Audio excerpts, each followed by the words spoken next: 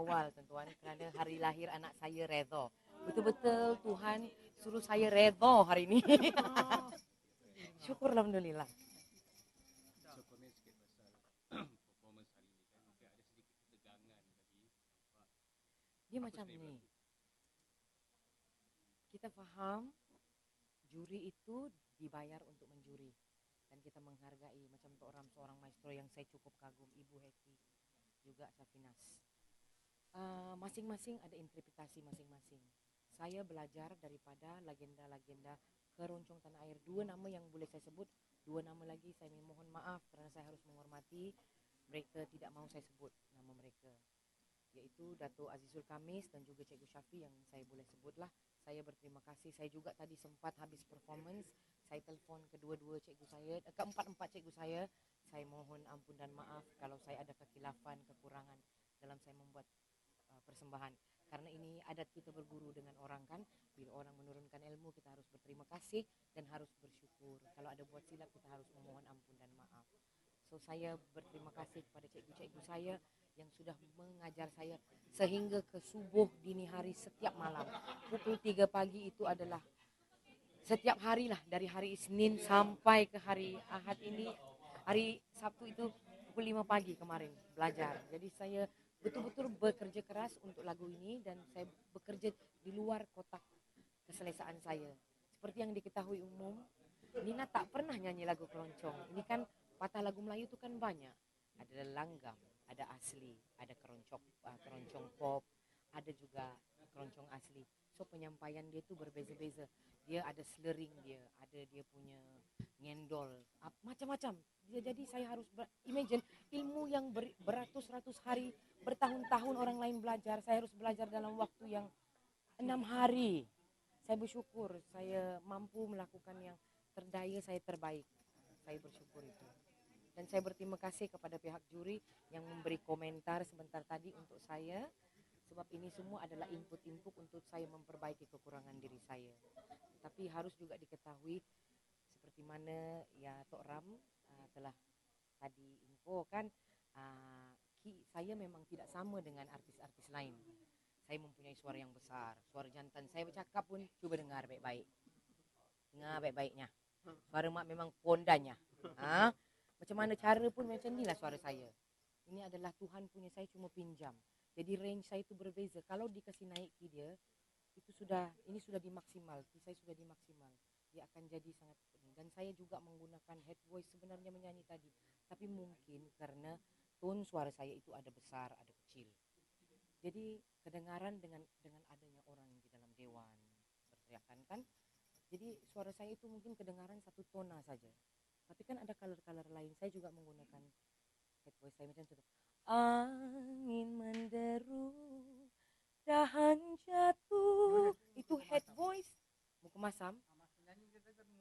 Muka masam ya. Muka sedih. Mak subanya ya. Sebab apa, mengikut adat orang dulu jangan dia kata muka sedih sangat. Nanti bawa sial 44 harinya. Gitu pula.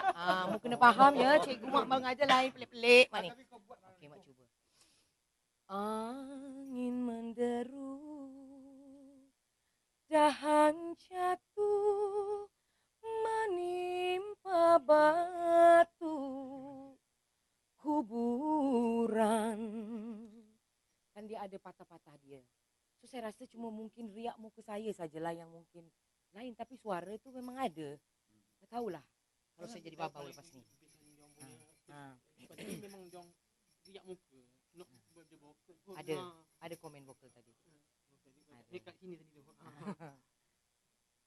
Tapi kan bila macam ada berita yang berpendapat macam bila nak cakap vokal ini anugerah Tuhan, seolah macam menjawab komen dia macam kurang sopan. Rasanya itu saya jawab benda yang common sense. Bakat ini Allah yang punya, suara ini Allah yang punya. Saya manusia, saya pinjam. Yang baik itu hanya datang dari Tuhan Allah Subhanahu Wa Taala, yang buruk semua datang dari saya. Tapi headline cerita itu kena betul. Kan yang komen itu kan tentang persoalan saya punya apa tadi, suara kan. So itu yang kena yang betul. Bukan kerana saya punya ini kan. Saya menjawab tu kan, ini kan sudah memang Tuhan anugerahkan saya. Saya terima saja. Saya pun tidak tahu berapa lama Tuhan mau kasih pinjam saya bakat yang saya ada. Tapi saya bersyukur buat setakat ini. Alhamdulillah saya masih mampu mencari nafkah menggunakan bakat saya untuk saya menafkahi keluarga dan anak-anak saya. So saya bersyukur di situ. Tidak. Saya sebenarnya jujur ya, saya tidak terasa hati dengan komentar-komentar daripada juri. Karena mereka ditugaskan, dibayar untuk mencari kesilapan dan menegur kekurangan saya. Dan saya bersyukur, saya berterima kasih. Tadi kalau lihat saya minta maaf dengan orang. Saya juga telepon guru-guru saya untuk minta maaf. Itu adalah tanggung jawab saya sebagai seorang anak seni. Untuk mempelajari, menerima kekurangan dan memberi yang terbaik. Tetapi pada masa yang sama saya tidak boleh menipu. Saya memang ada perasaan saya bersalah.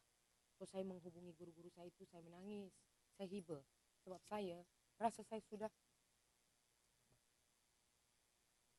saya tidak mampu untuk membahagiakan orang. Saya minta maaf karena kekhilafan saya tidak dapat memberikan yang terbaik mungkin. Itu yang saya sedihkan. Yang lain tidak. Saya menitiskan air mata, memohon maaf pada cikgu-cikgu saya. Karena kita sebagai anak murid harus menghormati orang yang terdahulu sebelum kita. Maaf ya. Saya tidak pernah ambil berat dan ambil pusing soal komen. Sebab komen tuh come and goes because you have to prepare yourself to accept that. But kesilapan you pada guru you itu di atas. Saya minta maaf pada guru-guru saya.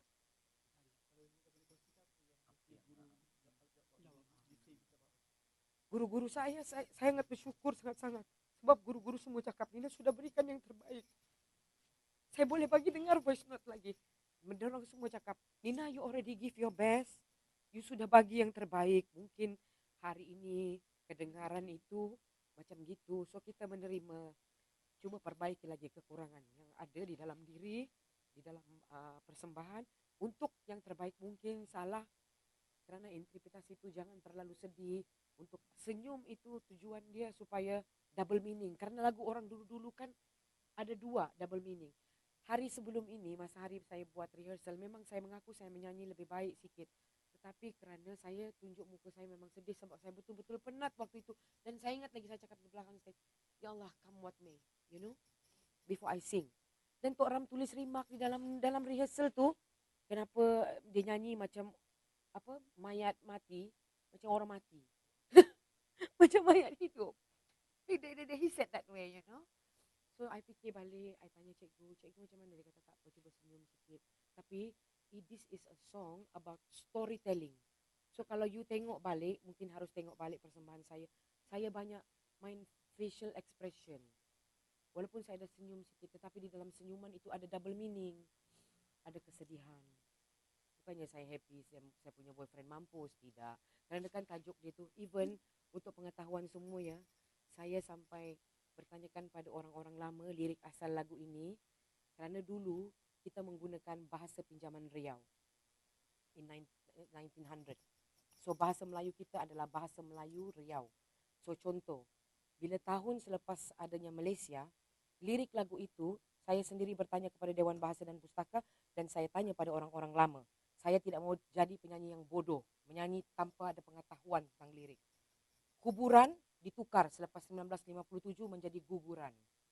Dilitupi ditukar, dilitupi ditukar menjadi diliputi awan.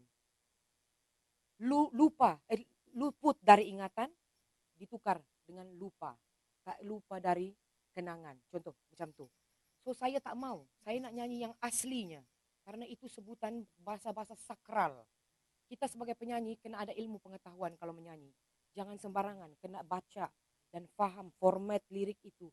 Jadi saya bila saya sudah begitu dan saya bertanya dengan orang lama-lama, baru saya berani bernyanyi.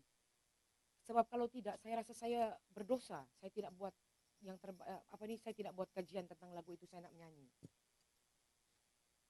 Dan Tok Ram tahu mengenai perkara ini. Saya bagi tahu Tok Ram. Orang pertama yang saya bagi tahu pada hari Isnin yang lalu, saya bagi tahu dia ini adalah bahasa-bahasa pinjaman Indonesia, bahasa-bahasa Deli Riau dulu yang telah ditukar dan saya nyanyi ikut yang asal. Saya tidak mau ikut yang sudah ditukar. Tok Ram terima. Lagu ini berkisar tentang daun yang gugur di batu nisan. Takkan batu gugur. Mana ada batu yang gugur dari langit? Guguran. Kan? Lirik itu tidak kena. So saya nyanyi yang aslinya. Next. Gampang lagi. Ya sebab jadi penyanyi jangan bodoh. Kena buat research. I don't want to look stupid when I sing. Saya tak mau. Bapak saya tak ajar saya begitu. Kalau saya mau menyanyi, saya buat research. Dan saya cakap benda yang betul, fakta. Saya tidak mau cakap benda yang memutar balik buang masa saya. Dan masa-masa anda semua yang mendengar di luar sana. Saya manusia, saya juga buat silap. Tapi ini fakta lah. Kalau fakta saya cakap betul. Kalau saya salah, ampun maaf. Rina, sejauh mana kemampuan Rina untuk menang dalam pertandingan? Tak ada manusia dalam dunia yang bertanding tidak mau menang. Setiap manusia yang bertanding pasti mau menang. Tapi bagi saya, untuk kali ini, saya mau menunjukkan bakat saya. Saya mau menunjukkan kredibilitas saya sebagai penyanyi.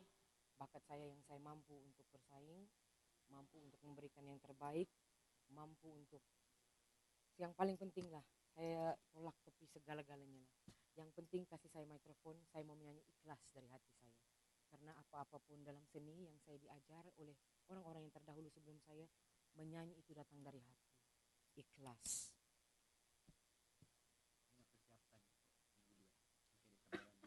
Besok kita akan start preparation.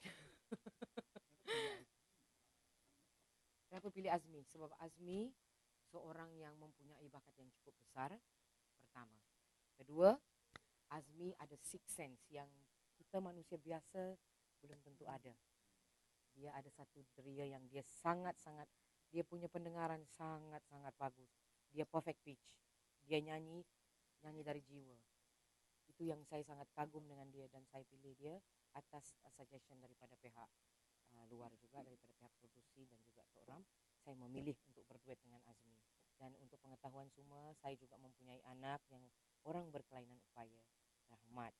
Jadi untuk saya dapat berduet dengan orang yang sama macam anak saya, walaupun mungkin dari segi lain ya kekurangan upayanya, itu satu yang sangat besar bagi saya, signifikan, sangat besar dalam hidup saya. Dan saya bangga.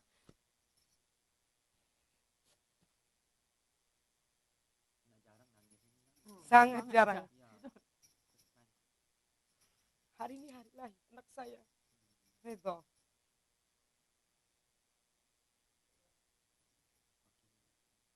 Thank you everyone.